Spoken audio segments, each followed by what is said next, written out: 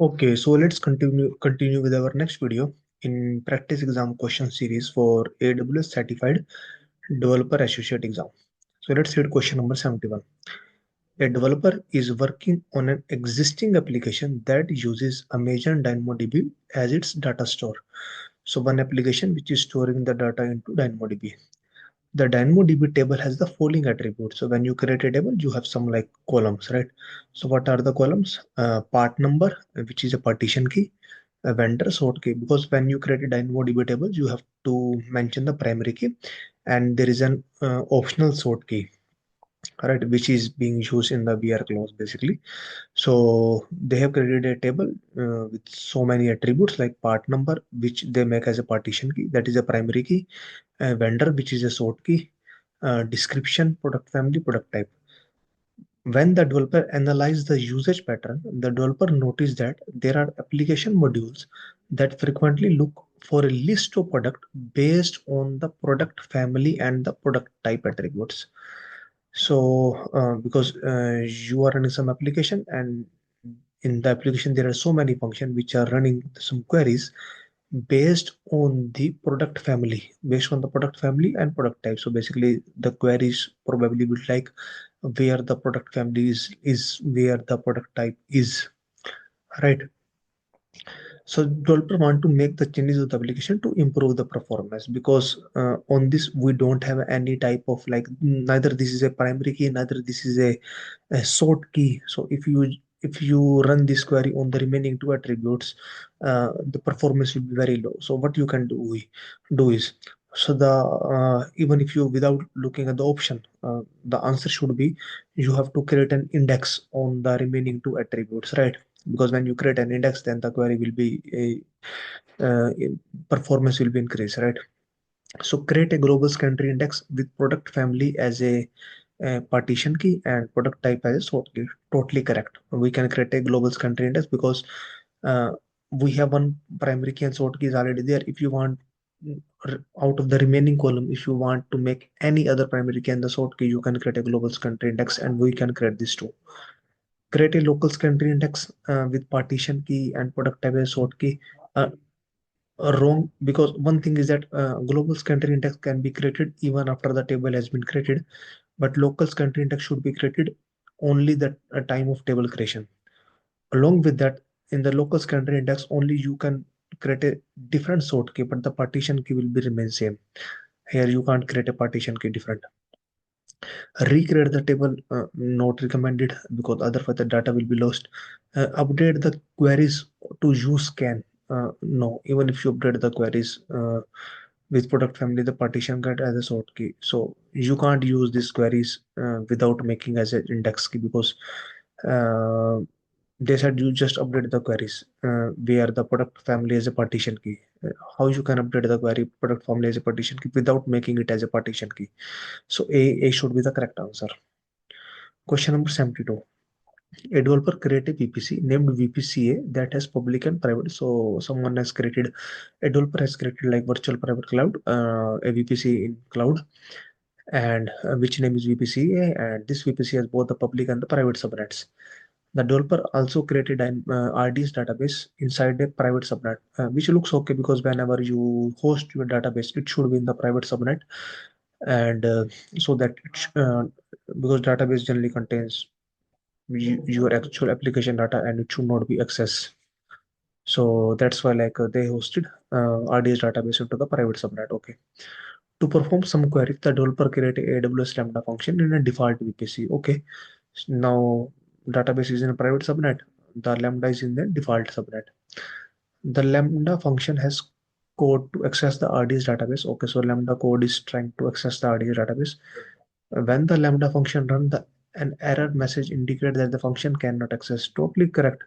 Even if you just create a Lambda function without making any connection, then how you are going to, like, one thing is that this is a one service, this is another service, right? So there should be some IAM role, there should be some like a security group which trying to access. Along with that, here the main condition is the subnet, right? So whenever in the exam, if you find such question, the easiest way is because when you create a lambda, you should deploy the lambda within the same VPC or within the same subnet where the your RDS is there. So let's see.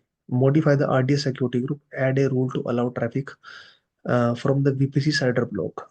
No. So totally wrong. Redeploy the lambda function in the same subnet as the RDS instance. Yes. Ensure that the RDS security group allow traffic from the lambda function. Yes, correct. Create a security group for the lambda function. Add a new role in the RDS security group to allow traffic from the new lambda security group. Uh, so this is like halfway because uh, if if it is in the default VPC and it is in some another VPC, you should need VPC to VPC peering connection, right? Because one VPC need to talk with the other VPC, or that lambda function should be deployed in the same VPC. Create an IAM role, attach a policy. No, so because one main thing is first VPC to VPC connection should be there, or you should redeploy your lambda function within the same. So B should be the correct answer. Question number 73. A company runs an application on AWS. The company deployed the application on EC2 instances. The application store data on Amazon Aurora. So your application is running on EC2 and that is storing the data onto Amazon Aurora. The application recently logged multiple application specific custom decrypt error. So on Amazon Cloud, so application is writing logs to the CloudWatch logs, and when we see the CloudWatch logs, we could see so many custom errors like decrypt error. These are the application specific errors. Application specific error, like when you write an application, you do some print statement or logging statement. So these are the application specific error. The company did not detect the issue until the automated test that ran after 30 minutes failed. A developer must implement a solution that will monitor for the custom error and alert a development team in real time when this error occurred in the production. So we need to send some kind of alert to the development team. So some kind of a notification you need to send, right? As soon as the error occur. So it means you need to create an alarm to monitor this error, right? And then you need to send the notification as soon as particular threshold or you found like a minimum one instance, right, of that error. Let's see how you can implement that with least operational overhead. Configure the application to create a custom metric and push the metric to a CloudWatch log. So they said that and create an AWS Cloud Trail. No need for the Cloud Trail, wrong. Create an AWS Lambda function to run every 5 minutes. Totally wrong. There is no need to run it and lambda function, and even though it's not a real time. Use Amazon CloudWatch logs to create a metric filter that uses filter pattern for decrypted. Totally correct. What you can do is because the logs are already there in the CloudWatch logs, what you need to do is you can just create a filter pattern for this particular type of error, then create an alarm, set an alarm, and the alarm is going to send a notification to the SNS, and the developer's email will be subscribed to the notification service. So C looks okay. Install the CloudWatch unified agent to the EC2 instance. So there is no need to install the agent to the EC2 because we already sending the logs to the CloudWatch logs, because it's already mentioned we already sending the logs to the CloudWatch logs. So C is the correct answer. Question number 74. A developer created an AWS Lambda function that accesses resource in a VPC. The Lambda function polls an SQS queue for new message through a VPC endpoint. Okay, so it's fine. Both are in the same VPC because so that is fine. So what Lambda is doing is Lambda is polling messages from the queue. Then the function calculate a rolling average of the numeric values that are contained in the message. So as an example, there are 100 messages in the queue. So Lambda and what those message contain? Message contains some kind of integer and lambda consumes all those messages. So maybe first message contains a numeric value 30, second message contains numeric value 20, fourth, third message contains numeric value 80, some kind of integer. And lambda wants to calculate the rolling average. So Lambda is going to consume all the messages and then trying to get an average. After initial test of the lambda function, the developer found that the value of the rolling average that the function return was not accurate. So what was the issue, and how the developer can ensure it is like accurate? Set the function result concurrency to 1.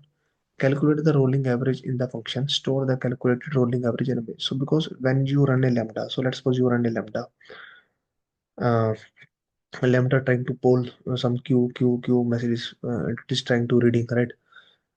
So maybe after few minutes the lambda is going to be right timeout, right? And then you need to again like pull the messages from the queue. So you need to store the result somewhere, right? Whatever the lambda has calculated in the first execution, so that you can get the accurate average. Along with that, if you run multiple lambda, so let's go 3 lambda is going to be run. So one lambda calculate and try to write some the average. Second lambda calculate and try to maybe overwrite the average, right? So make sure only one lambda should run. So set the result concurrency to 1, which looks okay. Calculate the rolling average, okay, and store the rolling average into the elastic cache so that the next run will read from the elastic cache. Modify the function to store the value in elastic cache, okay. When the function initialize, use the previous value, okay. This looks half okay, because what about the concurrency? Because if more than one lambda will be run, then this will become issue. Set the provision concurrency. So provision concurrency doesn't make any sense here. Modify the lambda function to store the value in layers. Totally wrong. In the layers we store the packages, not these values. So A looks correct to me, but 42% of the people say B as well. But I think they have not considered the concurrency, but it looks to me A. Question number 75. A developer is writing unit test for a new application that has deployed on AWS. The developer wants to validate all pull requests with the unit test and merge the code when the main branch with the main branch only when all unit test has been passed. So this is same thing like what you generally do on the GitHub. So you raise a pull request and some test will run, and once the test all the test has been passed, and only then you are going to merge your branch. So same thing we want to do. But in case in here, your code is not on the GitHub, your code is on the code commit, and your test is not running on the GitHub actions, your test is running on the code build. So a developer creates an AWS Lambda function to start the code build, which is okay. A developer needs to identify the code commit events. So uh, that can invoke the Lambda function when the pull request is created or updated. So basically, whenever you raise a PR, only then the test has been run. Now the test is running in code build. So basically, when you want to create a pull request or update a pull request, update means like when you push any commit, new commit, only then you want to run a test, right? So what code commit event uh, you will configure, because the code commit event go to the event bridge, which is going to call the lambda function. So you need to pass some event to the event bridge. So what kind of event? AWS code commit, okay, but event should be pull request merge, totally wrong. We want to that pull request either created or updated. So A is wrong. Pull request approved, wrong. Pull request branch updated, correct. Pull request created, correct. Pull request updated.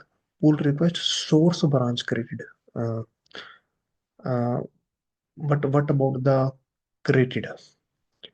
So C looks correct to me. Question number 76. A developer deployed an application to EC2 instance. The application need to know the IPv4 address. So if you want to know the IPv4 address, you can just hit the metadata query. All right, so there is an instance metadata 169.254.169.254 latest metadata. User data is wrong. User data is the one which usually pass when you spin up the EC2 instance. All right. So this is for the AMI and not for the IP. If you hit this URL, this is going to give you so many metadata information. And out of that, one is the public IPv4 address. Check the host. No, A is the correct answer. Question number 77. An application under development is required to store 100 of video files. So do you want to store the video files? The data must be encrypted within the application prior to storage. So before storing, you should encrypt these video files with some unique key. How should the developer do? Use the KMS encrypt API wrong, because generally video files are very large in size, and encrypt API only going to encrypt the data which is very small in size. I think approx 4 KB. So A is wrong. Use a cryptographic library to generate an encryption key. Use the encryption key to encrypt a wrong. So basically, for the large data files, now we generally use generate data key API. So use the KMS generate data key API to get the data key, encrypt the data with the data key, store the encrypted data key data. Okay. Upload the data to S3 bucket using server-side encryption. Wrong, because here what you are doing is you are first storing and then encrypting. But here the question say before storing you need to encrypt. So C is the correct answer. A company is planning to deploy an application on AWS behind a load balancer. So you have the load balancer and then your application. The application uses HTTPS listener and must access to the client IP. So you want to know the client IP, and this question comes many times if you want to know the client IP, because generally your application is behind the load balancer. So if you call your application using the load balancer, your application only know the IP of your load balancer. If I am hitting, then your application don't know who is hitting the request, because application is getting the request from the load balancer. But if application wants to know which client IP is trying to access me, uh, we need to pass some header, that is X forwarded for header, which is X forwarded for header. But let's see, use an application load balancer and X forwarded for header, correct. Use a network load balancer. No, network load balancer operates on the layer 4, not on the layer 7. So on the layer 4, we don't use HTTP, HTTPS. On the layer 7, which is application load balancer, we use the HTTP, HTTPS. Use an application load balancer, register the target with instance ID wrong. Use a network load balancer wrong. So A looks correct. Question number 79. A developer wants to debug an application by searching and filtering log data. The application logs are stored into CloudWatch. The developer create a new metric filter to count exception in an application logs. However, no results are returned from the logs. Okay, so what generally happen is when you create a filter, only if any logs come after that, then only you will able to see that, because you create, because let's put in the CloudWatch logs, uh, earlier there was no filter, right? So the logs are getting stored. Now you created a filter, right? But after that no logs are coming, right? Maybe you are not getting any error, so that's why no logs are coming, uh, right? So but are you able to see the previous log with the same filter? No. So the answer is no.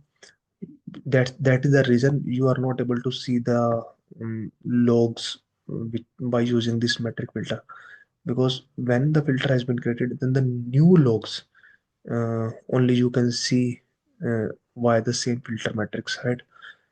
A setup of the Amazon CloudWatch interface VPC endpoint is required. No, it's totally wrong. We don't need any kind of VPC. CloudWatch logs only publish metric data for events that happened after the filter is created. Totally correct.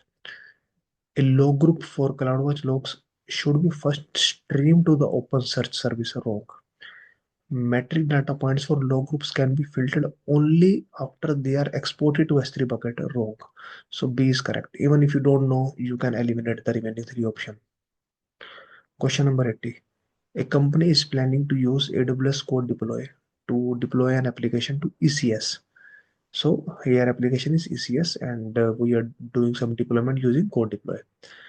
During the deployment of a new version of the application, the company initially must expose only 10% of the live traffic to the new version. Then after 15 minutes, the company must route all the traffic. So first 10%, then after 15 minutes, 90%. So this kind of deployment called as the canary deployment. So let's see. So where is the option of canary? So here is the canary, here is the canary, here is the canary. And this is linear. So linear is wrong. Linear means first 10%, then after 1 minute 10%, then after 1 minute 10%, then after 1 minute 10%. B and C wrong because application is ECS and here you are using the lambda and lambda. So the remaining option is C, A, sorry. And even if you see ECS canary, canary deployment means first some percent and then the remaining uh, everything. And they have say first 10% and after 15 minutes, which is as per the requirement. After 15 minutes, we have to deploy everything. So A will be the correct answer. So that's it. That's the end of the video and thank you.